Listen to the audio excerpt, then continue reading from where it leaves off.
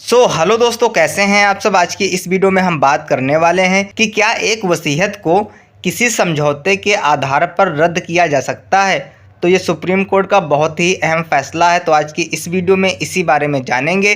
तो चलिए फटाफट वीडियो शुरू करते हैं। मेरा नाम है राहुल सिंह और आप देख रहे हैं एडो हेल्प अस। तो दोस्तों, भारत के सुप्रीम कोर्ट ने अपने एक महत्वपूर्ण फैसले में माना है कि एक वसीयत को किसी समझौते के जरिए रद्द नहीं किया जा सकता है। इसे केवल भारतीय उत्तराधिकार अधिनियम की धारा 70 के तहत निर्दिष्ट तरीकों के अनुसार ही रद्द किया जा सकता है। दोस्तों, न्यायाधीश अजय रस्तोगी और अभय एस ओका की पीठ ने कहा है कि भारतीय उत्तराधिकार अधिनियम की धारा 70 के तहत उन आवश्यक अवयवों को स्पष्ट किया गया है जो वसीयत को रद्द करने के लिए जरूरी हैं। दोस्तों, अदालत ने जिस मामले में यह टिप्पणी की है, तो आइए उस बारे में जान लेते हैं। दोस्तों, मांगी लाल नामक एक शख्स ने 6 मई 2009 को एक वसीयतनामा किया था। इसमें उसने अपनी जमीन का एक निश्चित हिस्सा अपनी बेटी राम कन्या और जमीन का कुछ हिस्सा अपने भाई के बेटे सुरेश प्रकाश और दिलीप के नाम किया था। इसके बाद सुरेश और राम कन्या ने 12 मई 2009 को आपस में एक समझौता किया, जिसके तहत उन्होंने जमीन का आपस में बंटवारा कर लिया।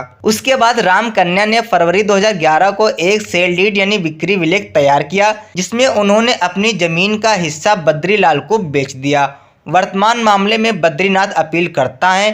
ट्रायल जज ने माना था कि सुरेश और राम कन्या के बीच समझौता अवैध था और राम कन्या को जमीन बेचने का कोई अधिकार नहीं था। ट्रायल जज ने फरवरी 2011 के सेल डीड को शून्य भी करार कर दिया था और कहा था कि यह सुरेश के लिए बाध्य नहीं होगा। दोस्तों, इस आदेश के खिलाफ दायर अपील को जिला न्यायालय ने खारिज कर दिया। इसके बाद अपीलकर्ता ने मध्य प्रदेश हाईकोर्ट का रुख किया। हाईकोर्ट की एकल पीठ ने उसकी अपील को खारिज कर दिया था। अब दोस्तों, यहाँ पर सुप्रीम कोर्ट ने पाया कि धारा 70 के अनुसार वसीयत को किसी अन्य वसीयत या संहिता के जरिए निरस्त किया जा सकता है।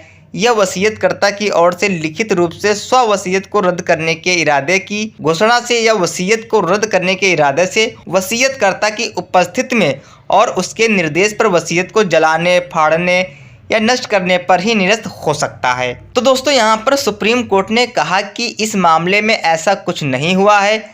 कोर्ट ने नोट किया कि मांगी लाल की ओर से निष्पादित वसीयत को किसी अन्य वसीयत को निष्पादित करके रद्द नहीं किया गया था और न ही वसीयत को मांगी लाल की उपस्थिति व उसके निर्देश पर किसी व्यक्ति द्वारा जलाया या नष्ट किया गया था। तो दोस्तों, यह सुप्रीम कोर्ट का बहुत ही अहम फैसला है। आपको यहाँ पर बता दें कि अगर कोई वसीयत है और अगर आप उसको लेकर के कोई समझौता कर लेते हैं, तो अगर आगे कोई ऐसी चुनौती होती है तो यहाँ पर इस बात का आप विशेष तौर से ध्यान रखें। दोस्तों, ये जानकारी आई होप आपको पसंद होगी और मिलते हैं नेक्स्ट वीडियो में। तब तक के लिए जय हिंद, जय भारत।